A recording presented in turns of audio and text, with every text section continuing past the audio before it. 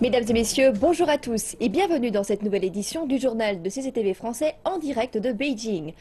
Nous ouvrons ce journal avec la visite du ministre chinois des Affaires étrangères en Afrique. Wang Yi a entamé sa première visite de l'année 2016 sur le continent africain ce samedi. Il se rendra au Malawi, à l'île Maurice, au Mozambique et en Namibie. Monsieur Wang rencontrera les dirigeants et les ministres des Affaires étrangères de ces pays pour s'entretenir sur la façon de mettre en œuvre les résultats du Forum de coopération Chine-Afrique du mois dernier à Johannesburg et dénoncer les zones et projets de coopération prioritaires. Wang Yi se rendra ensuite au Royaume-Uni pour participer à la conférence syrienne des donateurs, également connue sous le nom de Conférence internationale des donateurs en Syrie. Il y a un peu moins de 2 mois, le président chinois Xi Jinping a assisté à la cérémonie d'ouverture du second sommet du Forum de coopération Chine-Afrique à Johannesburg, en Afrique du Sud.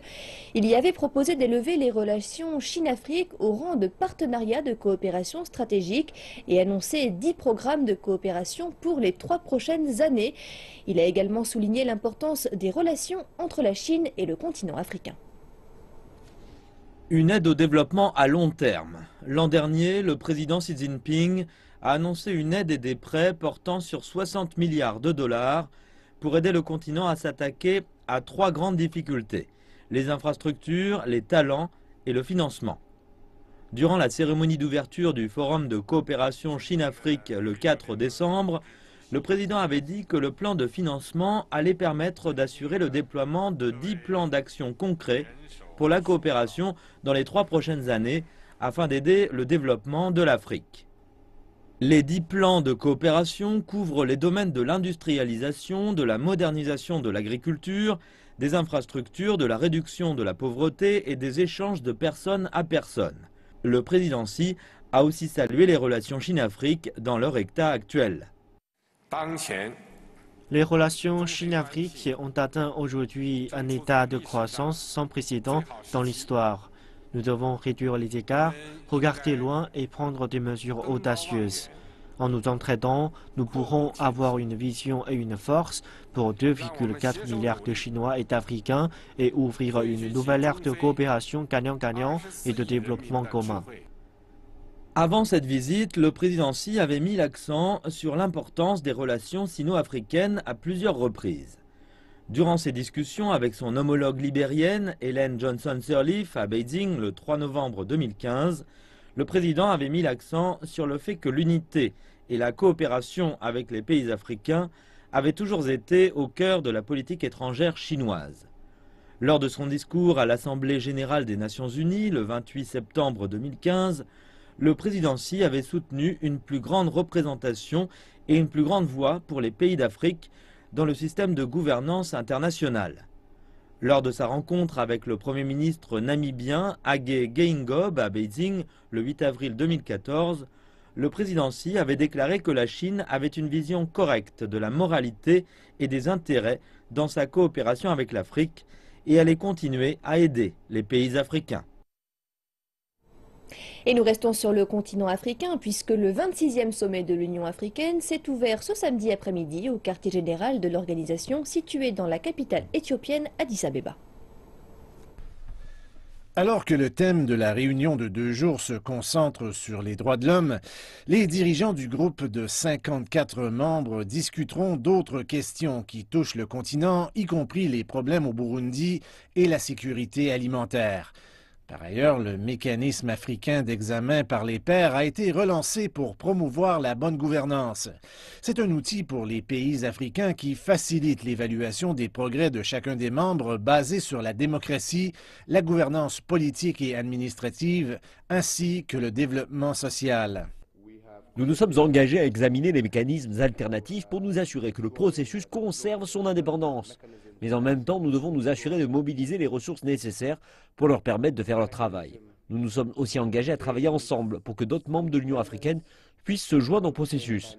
Un mécanisme africain développé par les Africains et dirigé par les Africains. Crise syrienne à présent. Les premiers pourparlers de paix sur la Syrie ont débuté officiellement vendredi au sein du bâtiment des Nations Unies à Genève. L'un des principaux groupes d'opposition a accepté d'y participer à la dernière minute en insistant néanmoins sur le fait qu'il ne négocierait pas. Les discussions devraient débuter lundi mais ont été repoussées à vendredi en raison de l'absence de l'opposition. Le chef de la délégation gouvernementale syrienne est arrivé au bâtiment des Nations Unies à Genève sans faire de commentaires alors que les pourparlers de paix étaient officiellement en cours. La plus importante coalition d'opposition a déclaré qu'elle ne participerait pas alors qu'ils sont les plus intéressés par repousser une nouvelle offensive militaire du gouvernement, dont des frappes militaires russes. Désormais, ils viennent mais insistent sur le fait qu'ils ne négocieront pas avec le gouvernement syrien. Nous allons commencer à discuter avec les Nations Unies de tout dossier important, humanitaire et des détenus politiques. C'est ce qui est important à nos yeux. Et la Turquie soutient l'appel de l'opposition à un cessez-le-feu immédiat. Leur participation à des discussions sans aboutissement à un cessez-le-feu serait une trahison pour ceux qui se battent sur le terrain.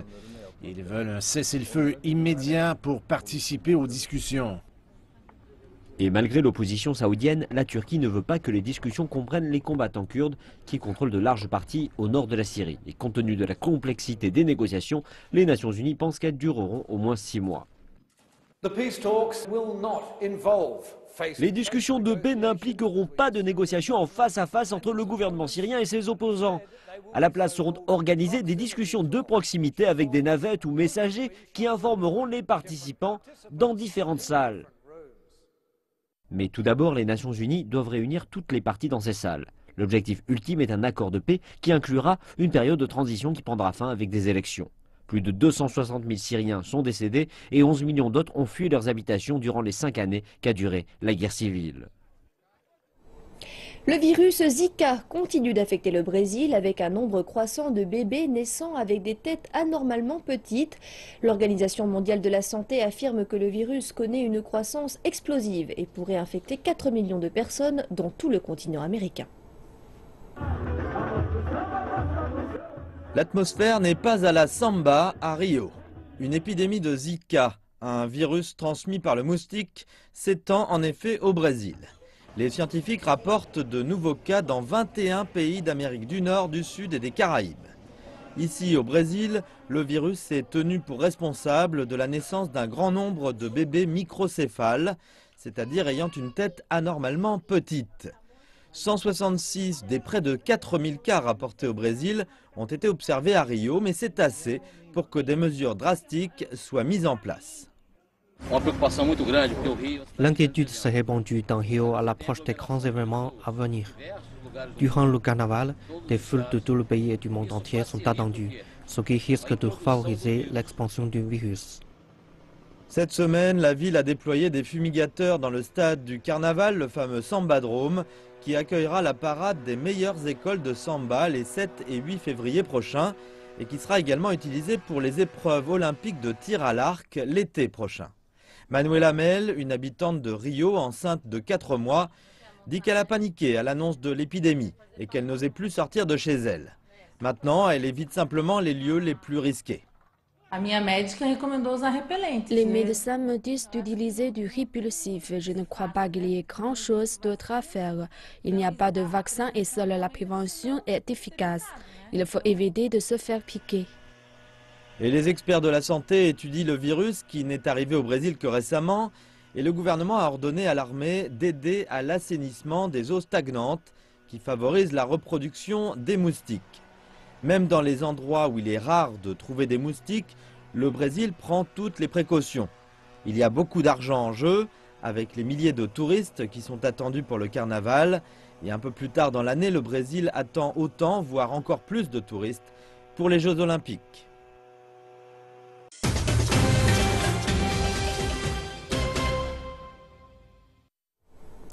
Merci de nous retrouver pour la seconde partie de cette édition qui vous est présentée aujourd'hui par Raïssa Girondin.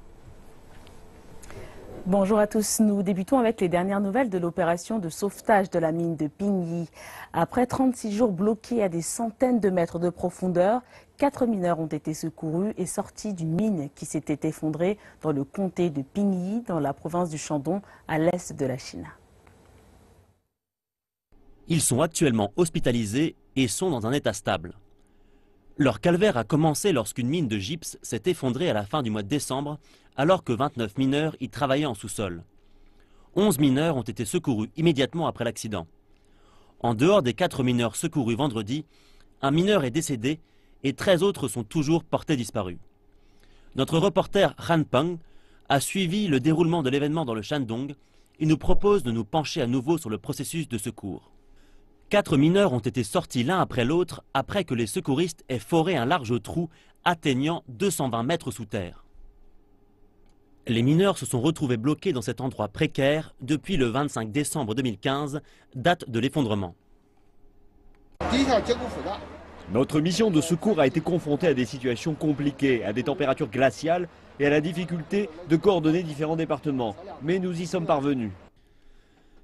L'effondrement de la mine était si violent qu'il a provoqué un séisme de magnitude 4 sur l'échelle de Richter. Depuis, les sauveteurs ont creusé des trous dans la mine dans l'espoir d'atteindre les survivants. Et vendredi, leurs efforts ont été payants.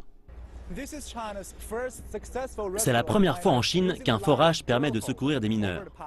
Ces derniers mois, les missions de secours ont été entravées par des conditions géologiques complexes. Mais à partir du moment où le premier survivant a été détecté, plus personne ne pouvait imaginer abandonner les recherches. 5 jours après l'effondrement, les secouristes ont envoyé une caméra infrarouge en sous-sol qui a rapporté des photos d'un des mineurs coincés. On a trouvé quelqu'un! On a trouvé quelqu'un! Il y a une main qui bouge! Nous allons vous envoyer de la lumière et de la nourriture. Patientez un peu s'il vous plaît. Dites-leur de commencer par boire du liquide nutritif. Le processus pour sortir les survivants n'est pas simple. N'importe quelle maladresse dans le forage pourrait déclencher des infiltrations d'eau désastreuses et de nouveaux effondrements. Les progrès ont été lents. Les 4 mineurs ont survécu avec une ration quotidienne de nourriture, d'eau et de médicaments envoyés à travers un puits étroit. Et bien sûr, il leur restait l'espoir. Nous commençons avec une foreuse à percussion à circulation inversée et à circulation directe. Ce qu'il est important de savoir, c'est que tout cela dépend de la formation et de l'état du sol. Nous devons nous assurer que le trou de forage ne s'effondre pas et que nous puissions récupérer les déblais de forage. Ce sont les 2 problèmes majeurs qu'il nous faut résoudre. Et outre les 4 personnes secourues vendredi, un mineur est décédé et 13 autres personnes sont toujours portées disparues. Le maire de la ville et le vice-chef des secours ont déclaré qu'ils n'abandonneraient aucun effort pour retrouver les disparus. Pour les 13 personnes qui sont toujours disparues, durant toute la phase de recherche, les secouristes n'ont épargné aucun effort pour les sauver. Tant qu'il y a une lueur d'espoir de les retrouver, nous n'abandonnerons pas. Actuellement, nous mobilisons un groupe d'experts pour analyser globalement la situation des disparus et établir des plans de sauvetage. Et revenons sur cet incident lorsque les 4 mineurs étaient encore pris au piège et la manière avec laquelle les secouristes ont communiqué avec eux. Zhao Zhechang, 50 ans, Liu Chushang, 39 ans, Guan Xinti, 58 ans et enfin Hua Mingxi, âgé de 36 ans, sont encore pris au piège dans le fond de la mine qui s'est effondrée à Pingyi il y a maintenant plus d'1 mois. Les secouristes ont, à l'aide d'un téléphone portable, filmé les différentes opérations de sauvetage en cours à partir du 25 janvier dernier, pour ensuite envoyer le téléphone aux 4 mineurs afin de leur faire garder espoir. Les mineurs avaient progressivement perdu espoir après plus d'1 mois passé sous terre. Ils peuvent désormais renvoyer des messages avec le téléphone portable reçu.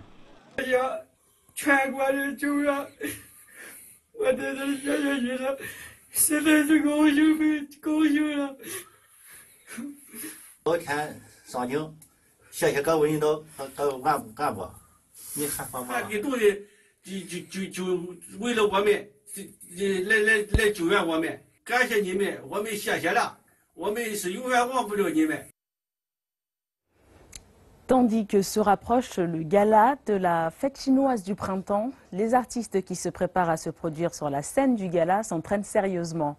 En plus des vedettes phares et des artistes professionnels, un groupe d'apprentis ballerines américaines devrait éblouir le public par une danse qui combine la beauté des arts orientaux et occidentaux.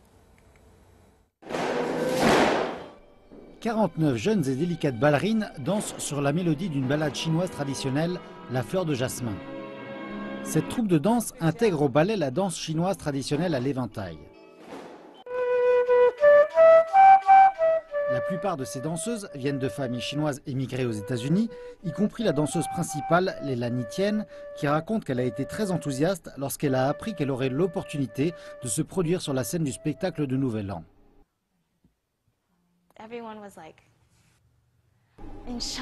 Nous avons toutes été ébahis parce que vous voyez, nous ne pouvions y croire. Comment, venant de cette école de danse qui se trouve si loin de la Chine et en Amérique, pouvions-nous nous produire sur cette scène immense comme ces gens que nous regardions à la télé? Nous ne pouvions y croire. La mère de Leilani est aussi très excitée, elle qui est si désireuse de permettre à sa fille de connaître davantage la Chine. Alors que la Chine devient encore plus importante dans le monde, comprendre davantage ce pays sera une bonne chose pour le développement de ces jeunes enfants. Quant à la seule fille afro-américaine, Alina, elle attend avec impatience son premier voyage en Chine. Je connaissais le Nouvel An chinois, mais je ne connaissais pas ce grand spectacle. Donc je suis très nerveuse parce que tout le monde en fait un si grand gars. Je suis très nerveuse, mais je suis en même temps vraiment excitée. Et tout le monde a travaillé vraiment très dur et je pense que nous nous en sortirons bien. Pour les Chinoises du groupe nées aux États-Unis, cette opportunité offre une chance d'en apprendre plus sur les traditions chinoises. Je suis juste principalement excitée parce que je sais que c'est une grosse tradition chinoise. Et même moi qui vis en Amérique, très loin du pays natal, je peux toujours le voir chaque année, le gala de la fête du printemps. Et je n'avais jamais pensé qu'une telle opportunité aurait pu se présenter à quelqu'un comme moi. Je suis donc très excitée que quelque chose de spécial se présente à moi. Même si ces filles dansent pendant leur temps extrascolaire, certaines ont remporté des premiers prix lors du Grand Prix d'Amérique de la jeunesse avec cette danse. Et à présent que plus de danseuses sont impliquées dans le projet, davantage d'efforts sont requis. Le public était hors de ce con. Les filles étaient simplement époustouflantes. Il y en aura 49, donc c'est près du double d'étudiantes. Donc c'est la double quantité de travail et d'efforts qu'elles fournissent pour être toutes synchronisées et pour acquérir cette solide technique. Tandis que les filles devraient offrir au public chinois une performance éblouissante, elles vont aussi vivre une expérience unique en célébrant la fête du printemps avec plus d'1 milliard de Chinois. Cinéma maintenant, la voix anglophone qui double le personnage principal de Kung Fu Panda 3, le comédien Jack Black a tenté de réveiller son chi lors de la production du 3e film de la série. Et le légendaire Dustin Hoffman, à l'âge de 78 ans, a pour sa part aussi été encouragé à retourner aux sources. Reportage. Come home with me. Hi, I'm Mei. Dans le film, le héros, qui est un panda qui s'appelle Po, retrouve son père biologique. Il tombe aussi amoureux de l'insolente Mei, incarnée par Kate Hudson. Mais gagner le cœur de Mei et apprendre à connaître son père ne seront pas ses seuls défis. Il doit lutter contre le taureau infâme Kai, campé par J.K. Simmons, qui a passé les quelques derniers siècles à amasser toute l'énergie chi des maîtres de Kung Fu pour amener son armée surnaturelle dans le monde mortel et défier Po. Pour Dustin Hoffman, qui joue le maître Shifu, Kung Fu Panda 3 est bien plus qu'un simple divertissement. On peut faire un truc qui est simplement divertissant avec des pandas. Mais le chi, comme on tente de l'expliquer aux enfants, c'est là de votre être. Et j'en pense que c'est pour moi, à l'âge avancé de 78 ans, une chose que l'on passe une vie entière à tenter de trouver. Pour J.K. Simmons, un autre comédien oscarisé, trouver son chi est important. C'est un voyage, toujours chercher avec l'espoir de trouver votre chi et rester en contact avec cela. Mais ce n'est pas un processus qui se termine. Je pense que vous continuez à cultiver et à apprendre durant toute votre vie.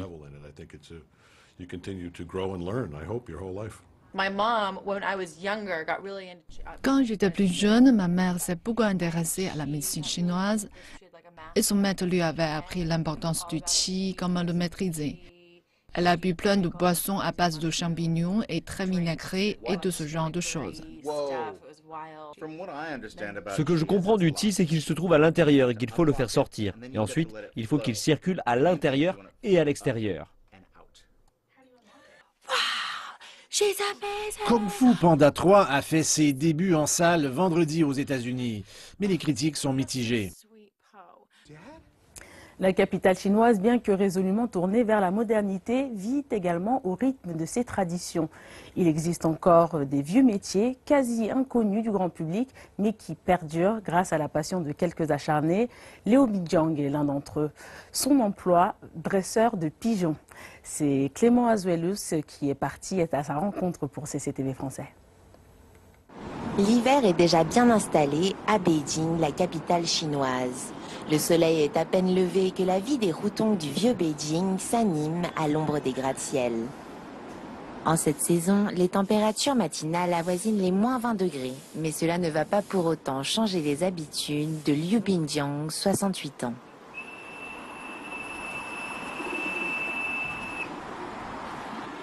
Ceux-là, là, c'est mes pigeons.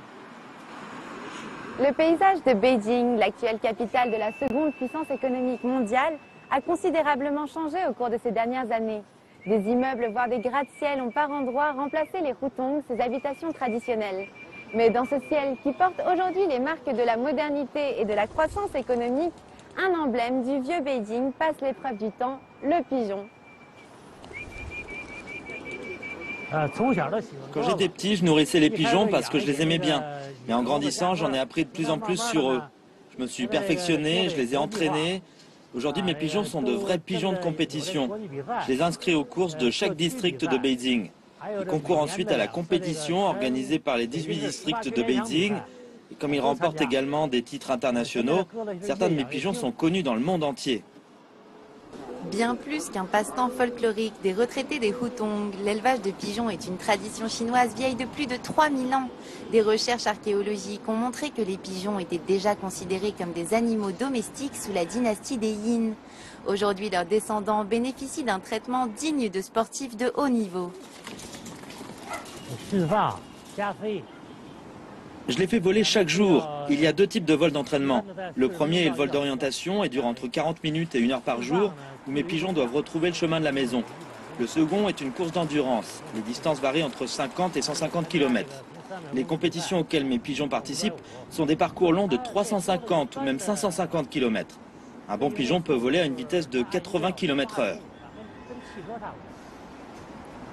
La carrière d'un pigeon de course dure en moyenne 3 ans, mais c'est sans compter les intempéries et autres accidents qui peuvent survenir en plein vol. Les pigeons veulent à tout prix rentrer à la maison. Il arrive qu'ils ne terminent pas une course s'ils croisent sur la route un oiseau de proie, un aigle ou un faucon. Ils peuvent faire un détour pour l'éviter et finir tard.